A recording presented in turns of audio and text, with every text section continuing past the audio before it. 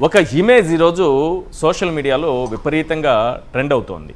ఆ ఇమేజ్ ఒక్కసారి స్క్రీన్ పైన చూపిస్తాను, చూడండి సార్. ఎస్,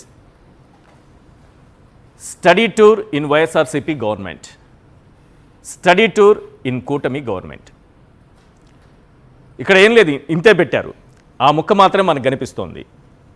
ఒక బొమ్మలో మాట వినిపించాలి, ఒక మాటలో బొమ్మ కనిపించాలి. ఒక ప్రముఖ కవి చెప్పినటువంటి, రచయిత చెప్పినటువంటి మాట. ఇక్కడ ఒక బొమ్మలో మాట వినిపించాలి, బొమ్మ మాత్రమే ఉంది. ఏం చెప్తోంది, ఏం మాట చెప్తోంది?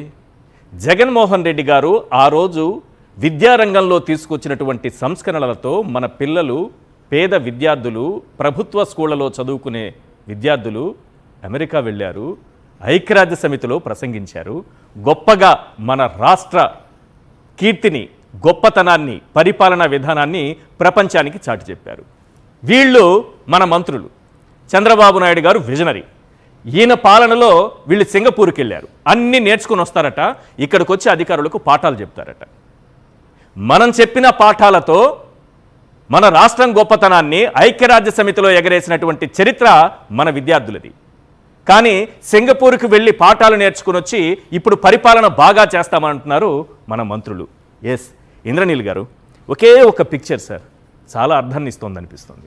టీం ఉన్నప్పుడు ఎడిషనల్ నాలెడ్జ్ కోసం స్టూడెంట్ వెళ్ళటం వేరు.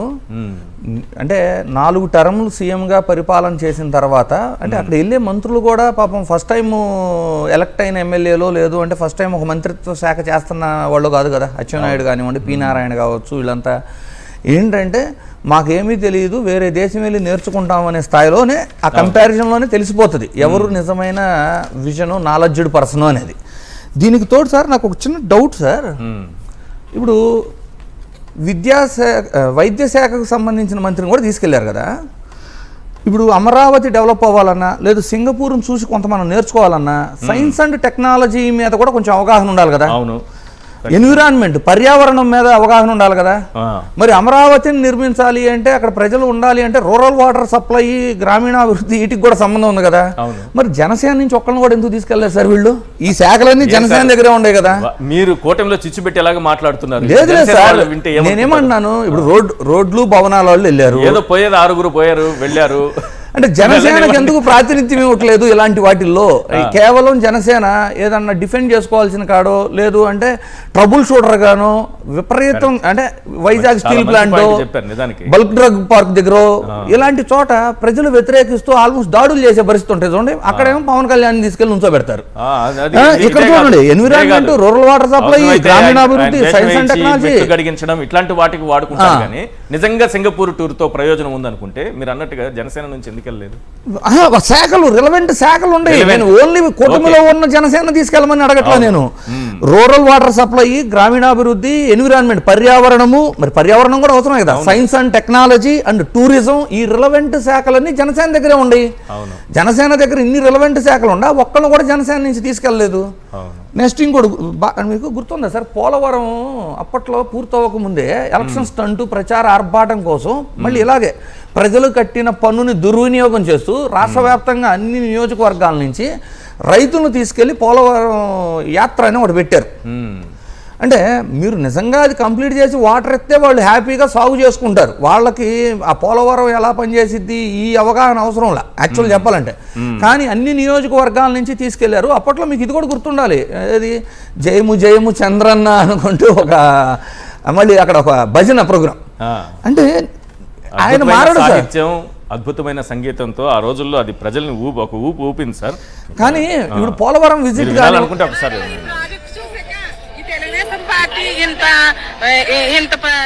ఇలా చేస్తారని ఊహించక ఆనందంతో ఉప్పొంగి పాడుతున్నామండి పాట.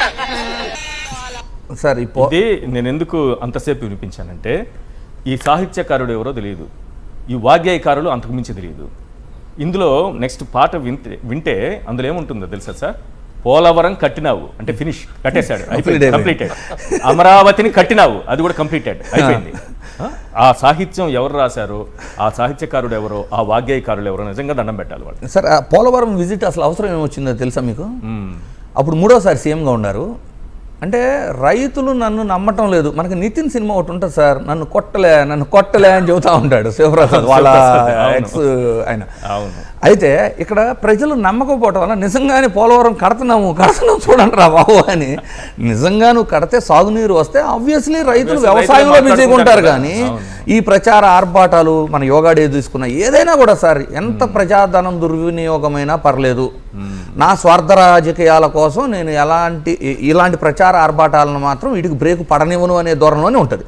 ఈ రోజున చూడండి, మొక్కజొన్న ఒక గిట్టుబాటు ధర ప్రకటించి ప్రొక్యూర్మెంట్ చేయమంటే ప్రొక్యూర్మెంట్ చేయడానికి ప్రభుత్వం దగ్గర డబ్బులు లేదు అని చెప్పి పాపం రైతులేమో రోడ్లలో పడిపోయి ఉంటే, ఒక పక్కనే వైఎస్ఆర్సీపీ వాళ్ళకి మద్దతుగా పోరాటం చేస్తుంటే మళ్ళీ వాళ్ళ మీద కేసులు కడుతున్నారు.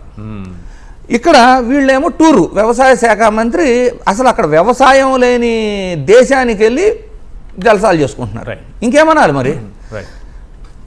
రైట్ శివశంకర్ గారు, సమయం తక్కువ ఉంది, ఒక 2 minutes మాట్లాడండి, మళ్ళీ మధుసూదన్ రెడ్డి గారు మాట్లాడతారు. గతంలో ఇలాంటి టూర్లు పోలవరంలో చూసాం, బాగా గుర్తు చేశారు మనకి ఇంద్రనీల్ గారు. పోలవరానికి తీసుకెళ్లారు, ఏం సాధించారు, ఏం చెప్పారు? అప్పుడు 17కే నీళ్లు ఇస్తానన్నారు, 18కి ఇస్తానన్నారు. వాళ్ళు అక్కడికి వెళ్ళి భజన చేసి పోలవరం కట్టినావు చంద్రన్న అని కూడా పాడేశారు. ఆయన కట్టేశాడు, అయిపోయింది.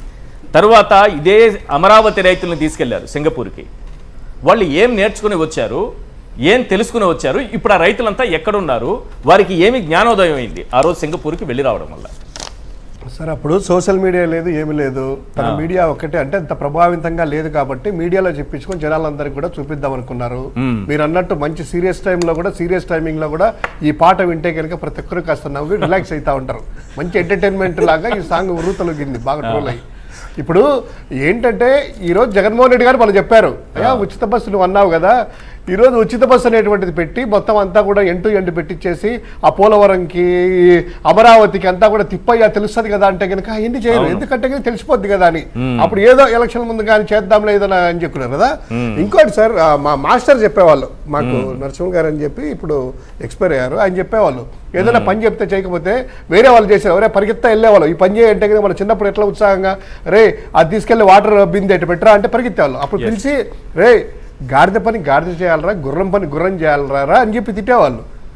అదే గాడిద పని గాడిద చేయాలి అంటే నాకు అది ఇప్పుడు ఎందుకు ఇది వచ్చిందంటే సందర్భము, ఈ మంత్రుల యొక్క ప్రెస్ రిలీజ్ చూస్తే వీళ్ళు ఎందుకు వెళ్ళారు ఏంటనే దానికి ఒక అధికారిక ప్రకటన వచ్చింది సార్. దాంట్లో ఏంటంటే పెట్టుబడుల పరిశ్రమకు ఆహ్వానమట, తర్వాత వచ్చేసి ప్రణాళికలు వృధా వ్యర్థాల నిర్వహణకంట, వృత్తిపరమైన విద్య అంట, ఫిన్టెక్ అంట, మేధస్ అంట, ఏఐ మీద వీళ్ళందరూ కూడాను శిక్షణ పొందుతా అన్నారంట.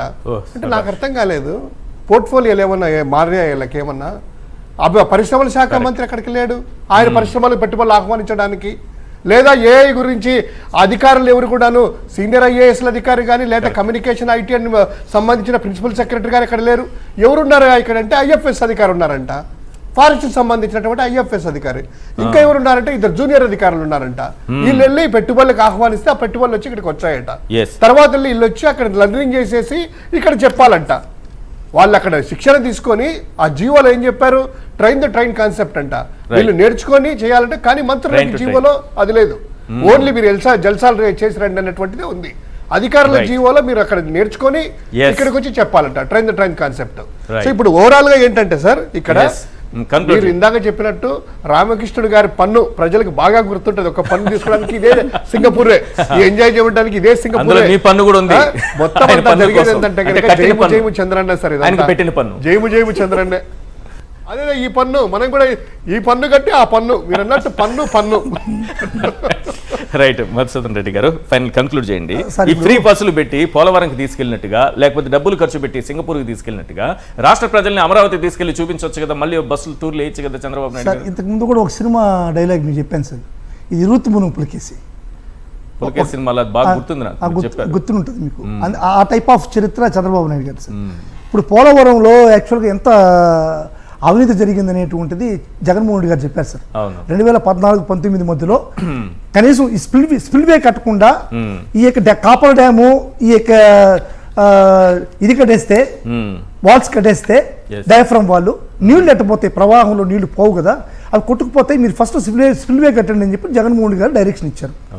దానికి ఏం చేయాలి సార్ చంద్రబాబు నాయుడు గారు? నిజంగా చిత్తశుద్ధి ఉంటే చంద్రబాబు నాయుడు గారికి ఎవరైనా ఎక్స్పర్ట్ కమిటీని ఒకటిని పంపించి అయ్యా జగన్మోహన్ రెడ్డి గారు ఈ విధంగా స్పిల్వే కట్టిన తర్వాతనే డయాఫ్రమ్ వాళ్ళు కాపర్ డ్యామ్ ఎగువ కాపర్ డ్యామ్ దిగువ కాపర్ డ్యామ్ కట్టమంటున్నాడు, కాబట్టి నేను కట్టేది కరెక్ట్ కదా, జగన్మోహన్ రెడ్డి అబద్ధం చెప్తున్నాడని చెప్పి వాళ్ళ చేత చెప్పించాను. అట్ట కాకుండా ఊరికి ఒక బస్సు ఎక్కిసి పసుపు చొక్కాలు వేసేసి వాళ్ళు పంపించి ఈ విధంగా మీరు చెప్పిన పాటలో జయం జయం చంద్రన్న భజనలు తెప్పిస్తే ధర్మం కంప్లీట్ కదా భజన చేస్తే సార్ ఎంత సార్ భజన చేస్తే పోలవరం అదే కంప్లీట్ సార్ కదా భజనలు చేస్తే పోలవరం కంప్లీట్ అయిపోయితే చంద్రబాబు నాయుడు అవసరం లేదు, ఇంకొకరు అవసరం లేదు సార్. మా ఊర్లో కూడా భజనలు చేస్తారు సార్. మా ఊరు నుంచి అమరావతికి ఎందుకు బస్సులు వేయట్లేదు అది సార్. చెప్పండి. అదే సార్ ఇప్పుడు అమరావతి కట్టట్లేదు కదా, అమరావతిలో వాళ్ళకి ఏం అర్థం కాదు, మొత్తం చెట్లు చేమలు అక్కడ ఉండేటువంటి ఏం అర్థం కాదు జనాలు తీసుకెళ్తే. ఏడకపోతే నదీ ప్రవాహం కనబడుతుంది కాబట్టి తీసుకెళ్ళి ఒక అమ్యూజ్మెంట్. ఇక్కడ ఏం లేదు సార్, అస్తవ్యస్తంగా ఉంది, దానికి తీసుకుపోతే పరుగు పోతుందని చెప్పి ఎవరిని తీసుకుపోవట్లేదు. ఇంకొకటి సార్, ఇప్పుడు సింగపూర్కి పోయారు సార్ చంద్రబాబు నాయుడు గారు. ఇంతకుముందు సింగపూర్కి పోయి పాపం అసలు సింగపూర్లో కరప్షన్ అనేటువంటిది జీరో సార్. కరప్షన్ జీరోగా ఉన్నటువంటి ఆ ఏరియాలో కూడా మన ఈశ్వరుడు అనేటువంటి ఒక మంత్రిని కరప్టెడ్ చేసి 27 కరప్షన్ కేసులు ఉన్నాయి సార్ ఆయన మీద. 27 కరప్షన్ కేసెస్, 12 నెలలు జైలు శిక్ష సార్ ఆయనకి. ఇటువంటి పరిస్థితుల్లో చంద్రబాబు నాయుడు గారు వీళ్ళు పోయి వాళ్ళు మార్చేస్తారు, అక్కడ నేర్చుకునేది లేదు, ఇక్కడ తీసుకుపోయి అక్కడ నేర్పించేసారు కరప్షన్. సార్ ఇదే విధంగా 6 మంది పోయినారు సార్. 6 మంది ఖచ్చితంగా ఇంకో 6 మంది మంత్రులు కరప్షన్ చేసి ఈశ్వరుని మాదిరిగా ఇంకొక 6 మంది ఈశ్వరులను తయారు చేసే బాధ్యత వీళ్ళు తీసుకుంటారు ఖచ్చితంగా. సింగపూర్ ను కూడా నాశనం చేసే పరిస్థితి కల్పిస్తారు సార్. రైట్.